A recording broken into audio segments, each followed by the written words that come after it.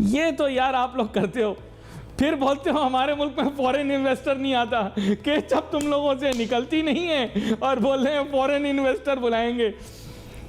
तो जो जिस तरह आपने अभी शहबाज शरीफ साहब का जिक्र किया था ब्रेक से पहले कि लगता था कि बहुत अच्छे एडमिनिस्ट्रेटर हैं, लेकिन शायद साबित नहीं हो सके हैं। अब वज़ीर आज़म बनने के बाद कुछ मैनेज नहीं कर पा रहे हैं, समझ नहीं आ रही उनको खुद। बल्कि जी ख्वाजा आसिफ साहब के मुताबिक सैलाब और कुदरती आफत की वजह भी जो पिछली हुकूमत है वो थी, और टारगेट ये रखा जिस शहर में अमन नहीं होगा उस शहर में तरक्की नहीं हो। पूरी हुई कि नहीं हुई? क्या कोई पीटीआई का एमएनए, एमपीए या कोई ऑफिस बेयरर कहीं भी कोई खबर छपी कि वो भत्ता मांग रहा है? कोई सेक्टर इंचार्ज? जिस शहर का अमन 1988 के बाद से रहमो करम पे था, रेंजर्स के ऊपर और एक सियासी जमात के ऊपर, डे ऑपरेशन पे ऑपरेशन होते थे, हमने वो खत्म किया।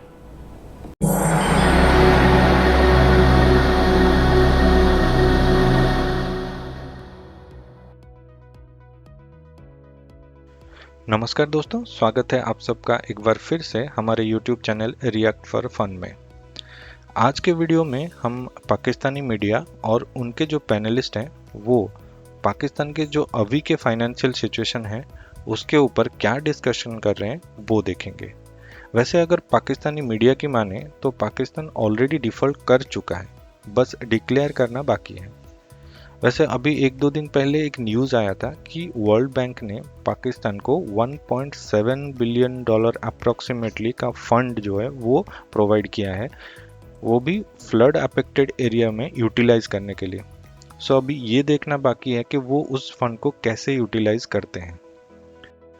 सो वीडियो स्टार्ट करने से पहले दोस्तों, आप अगर चैनल पर नए हैं तो प्लीज़ चैनल को सब्सक्राइब कर लीजिए और बेल आइकन को भी प्रेस कर दीजिए। वीडियो अगर पसंद आए तो लाइक एंड शेयर भी कर दीजिए। आप अपने ओपिनियंस हमें कमेंट सेक्शन में शेयर भी कर सकते हैं। So let's start the video and thank you very much for watching and take care. कितने खुश थे, बोल रहे 17 साल के बाद इंग्लैंड की टीम पाकिस्तान आई, एक टेस्ट में धुलाई की, उसके बाद बोल रहे नहीं भाई वापस चले जाओ। दूसरे टेस्ट में भी हार गए उनसे। 17 साल पहले हुआ कुछ इस तरह से कि मलका बरतानिया भी तशरीफ लाई जब पिछली दफ़ा ये लोग टेस्ट खेलने के लिए आए थे। रावलपिंडी में टेस्ट था, मुझे याद है, ऑडियंस से ज़्यादा पुलिस वाले आए हुए थे। मलका बरतानिया विराजमान थी चीफ गेस्ट की कुर्सी पर। मलका बरतानिया अब तो हयात नहीं है, क्वीन एलिज़ाबेथ दोम, वो बैठी हुई थी कि अचानक मुझे किसी ने बताया मुबैना तौर पर कि वेटर आए और वेटर ने सामने जारी बात है खाने की चीज़ें पेश की। फिर उसके बाद जो है ना, उन्होंने केचप का मुतालबा किया या केचप उनको ऑफर की गई। अब वो केचप जो है ना ऐसे करके निकाल रहा वेटर।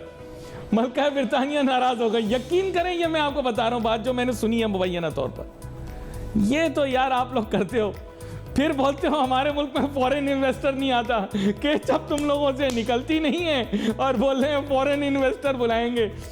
घर वालों के ताने तृष्णे सुनने पड़ते हैं, ये जोक नहीं मैं कर रहा, ये आवाम के दिल की आवाज़ है। सियासतदान देखो तो यकीन करो सियासतदानों को अपनी पड़ी हुई है। वो नून वाले पहले लगे रहते थे कि पीटीआई वालों से नहीं चल रही, अब पीटीआई वाले लगे रहते हैं नून वालों से नहीं चल रही। दोनों एक दूसरे की गाड़ी नहीं चलने दे रहे और ये बेचारे पाकिस्तानी हम परेशान बैठे हैं। यार किसी तरह मईशत की गाड़ी चल जाए। सही मैं आपको बता रहा हूं, वहां पहले नून वाले पीटीआई वालों को कहते थे, पीटीआई वाले नातजुर्बाकार हैं और थे भी, कि इन्होंने मईशत का बेड़ा गर्क कर दिया और किया भी था।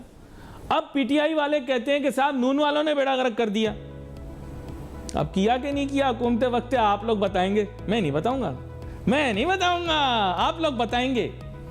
भाईजान अब तो हंसी आती है लोगों की बेबसी देखकर।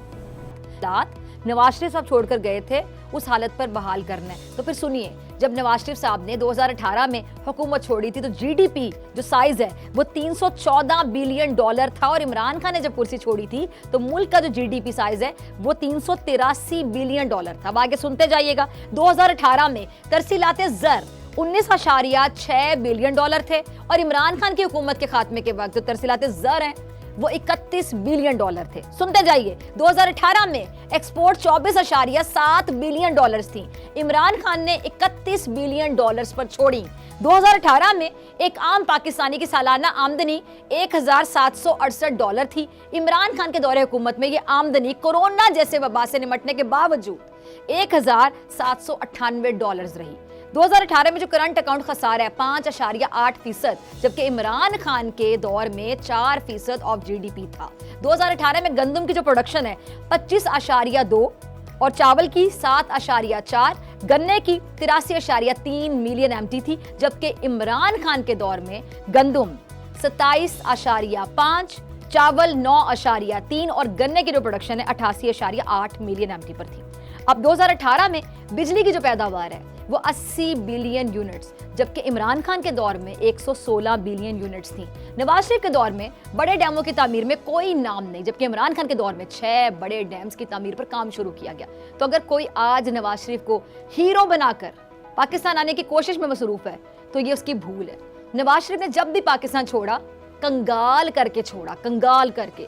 नवाज शरीफ को पाकिस्तान को ठीक करने का मौका 3 बार मिला, 3 बार किस्मत मेहरबान हुई नवाज शरीफ साहब पर, 3 बार, जबकि इमरान खान को सिर्फ 4 साल, और इन 4 सालों के अंदर पाक भारत जंग होने के इम्कानात भी थे, कोरोना जैसा सदी का सबसे बड़ा बुहरान भी आया, मगर इसके बावजूद इमरान खान के इन 4 सालों में पाकिस्तान ने जितनी तरक्की उतनी पहले कभी नहीं की।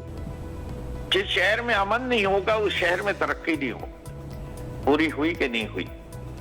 क्या कोई पीटीआई का एमएनए, एमपीए या कोई ऑफिस बेयरर कहीं भी कोई खबर छपी कि वो भत्ता मांग रहा है? कोई सेक्टर इंचार्ज? जिस शहर का अमन 1988 के बाद से रहमो करम पे था, रेंजर्स के ऊपर और एक सियासी जमात के ऊपर, डे ऑपरेशन पे ऑपरेशन होते थे, हमने वो खत्म किया। दूसरी चीज 1100 अरब, ये जो सूबे में जिन कामों का आप बात कर रहे हैं वो या बल्दियाती निजाम की बात है या सूबाई हुकूमत की बात है। मुल्क के लिहाज से बात करते हैं कि पीटीआई ने क्या नहीं किया। सबसे पहले बता दो, कोविड के मर्ज जो आया था, ये जो वबा थी, इसने दुनिया को कितना तबाह किया और पाकिस्तान को निस्बतन कितना तबाह किया। क्या आपकी हुकूमत ने गरीब को बचाया कि नहीं बचाया? क्या इसमें भूख और अफलास आने दी या नहीं आने दी? या सिंध में कोई आदमी भूख से मर गया, जितने लोग थे उनको उनके घरों पे पैसे पहुंचाए गए कि भूख घर ना कर सके। उसको बाद मईशत को खड़ा करने के लिए कामयाब नौजवान, कामयाब किसान, आपकी agriculture growth rate highest, large scale manufacturing highest, 50 साल के बाद मुल्क में पानी के डैम बनने शुरू हुए, आपका एनवायरनमेंट का प्रोग्राम दुनिया ने सराहा, बिलियन ट्री सुनामी, कंस्ट्रक्शन को बूस्ट देने के लिए आपने काम किया। आपने इस मुल्क की एक्सपोर्ट्स जो स्टेगनेंट थी उनको आप जो नवाज शरीफ के दौर में 22 बिलियन डॉलर पे छोड़कर गए थे, उनको हमने 32 बिलियन डॉलर पे पहुंचा दिया। आप जो है कोई शोबा देख रहे, 56 लाख नौकरियां दी 3 साल में, जो कि हाईएस्ट है। 2 years continuous growth rate of around 6%, 17 years में पहली दफा हुआ। पकड़ के बैठ गए। तो जो सागदार साहब के बारे में कहा जाता था कि जी मईशत के हवाले से चैंपियन है, तजर्बाकार है, ये आएंगे जादू की छड़ी घुमाएंगे तो पता नहीं क्या कर देंगे, खुद कहते थे मैं 200 से नीचे ले आऊंगा डॉलर को, लेकिन कर तो कुछ भी नहीं सके। यानी सागदार साहब के भी बारे में जो बातें हैं वो भी सिर्फ कही जाती हैं, प्रैक्टिकली वो भी जीरो साबित हुए। देखिए, आईएमएफ ने जो सबसे बड़ा डिमांड से की है, सबसे बड़ी डिमांड जो की है वो ये है कि पाकिस्तान अपने रुपए की कीमत को रियलाइज करे, रियलिस्टिक लेवल पे लेके आए। ये जो आपने एक आर्टिफिशियल सूरत क्रिएट की हुई है कि आपके बैंक रेट में और मार्केट रेट में 20-25 रुपए का फर्क है, इसको ठीक करो। ये तुम लोगों ने खास तौर पे इसको रोक के अपनी इंपोर्ट्स को भी खराब किया और अपनी एक्सपोर्ट्स को भी खराब किया। उसके ऊपर आज डॉन की असेसमेंट है रिपोर्ट के अंदर कि वो कहते हैं कि डॉलर अगर आईएमएफ की बात मान ली जाए तो डॉलर एकदम 330 रुपए पे चला जाएगा। और ये 330 रुपए पे डॉलर जाने का मतलब यह है कि आपकी एकदम इकोनॉमी का जो है धर्म तख्ता हो जाएगा। और दूसरी बात यह है कि पाकिस्तान $6 अरब आपके रिजर्व रह चुके हैं। 2 महीने से पाकिस्तान के जो फॉरेन ऑफिस में एम्प्लॉइज हैं बाहर बैठे हुए, जो पाकिस्तान के स्पेशल एनवाई हैं, जो सफीर पाकिस्तान का झंडा लेके चलता है उर्दन के अंदर, अमेरिका के अंदर, बरतानिया के अंदर, उनको तनख्वाहें नहीं मिली क्योंकि आप डॉलर नहीं दे सकते। आपके कम से कम 20 दिन से ट्रक जो हैं वो अदरक के और टमाटर के और प्याज के वो जो कंटेनर्स हैं वो बाहर खड़े हैं, आप नहीं ला सके। आप जो है इस वक्त कनोला ऑयल जो है वो आप नहीं इंपोर्ट कर सकते। आपका वो क्राइसिस बनने वाला है। आप आज पोल्ट्री फीड्स वालों ने कहा है कि हमें पोल्ट्री फीड्स के लिए जो चीजें आनी थी वो इंपोर्ट के लिए आपके पास डॉलर नहीं है। पाकिस्तानी जो है 38 लाख मुर्गियां रोज की खाते हैं और 3.5 करोड़ अंडे खाते हैं। जब ये 3.5 करोड़ अंडे नहीं मिलेंगे, ये 38 लाख मुर्गियां नहीं मिलेंगी, तो फिर क्या घास खाएंगे ये लोग? मसला सारा यह है कि अगले 10-15 दिन इतने अहम हैं कि जिसके अंदर पूरी की पूरी अगर पीडीएम अभी छोड़ के नहीं जाती तो और ज्यादा दिल रुस्वा हो जाएगी। तो मैं भी आपकी बात सुन रहा था। आपने कहा कि जी लोगों को गाड़ियां नहीं मिल रही और लोगों ने एडवांस पैसे दिए हुए हैं। तो पहली बात तो ये कि इस वक्त गाड़ियां इंपॉर्टेंट नहीं है, इस वक्त खाने पीने की चीजें इंपॉर्टेंट है, दवाइयाँ इंपॉर्टेंट है और बेसिक जो है वो जो भी आप जिंदगी में यूज करते हैं चीजें जो डेली बेसिस पे होती हैं वो इंपॉर्टेंट है। अगर वो इंपोर्ट हो रही हैं और वो इंपोर्ट हम करते आए तो डेफिनेटली वो इंपोर्ट होनी चाहिए क्योंकि बेसिक्स को आप रोक नहीं सकते। लेकिन जहाँ तक गाड़ियों की बात है, लग्जरी आइटम्स की बात है, ये सब चीजें मेरा नहीं ख्याल कि हमें वैसे भी इसको जो है तकलीफ देनी चाहिए। सर 88% इन्वेस्टमेंट जमीनों में होना सर। जी मैं वो इसी तरफ आ रहा हूँ कि देखें, एक तो इम्पोर्ट की बात हो गई कि इम्पोर्ट के हमें कौन सी इम्पोर्ट करनी है, कौन सी नहीं करनी। जी देखिए, मैं ये कहूँगा कि कुछ इम्पोर्ट करने की प्रायोरिटी से पहले बेहतर है कि हम एनर्जी कंजर्वेशन पे जाएं। वो ज़्यादा इंपॉर्टेंट है कि मार्केटें हम 6 बजे बंद करें, उसके अलावा हम घर से काम करने की आदत डालें और जो है गवर्नमेंट अपने अलाउंसेस कम करे। अपने कारवान इतने बड़े बड़े गवर्नमेंट जो है वो लेके जाती है, कोई भी गवर्नमेंट हो, बहुत बड़े बड़े कारवान उसके चलते हैं, बहुत बड़े बड़े जो है प्रोटोकॉल्स की वजह से बहुत बड़ी गाड़ी जो है ना वो एक पूरा आपको पता है गाड़ियों का एक पूरी जो है वो जब इकट्ठा होता है जो कि साथ चलता है मिनिस्टर्स के और गवर्नमेंट ऑफिशियल्स के।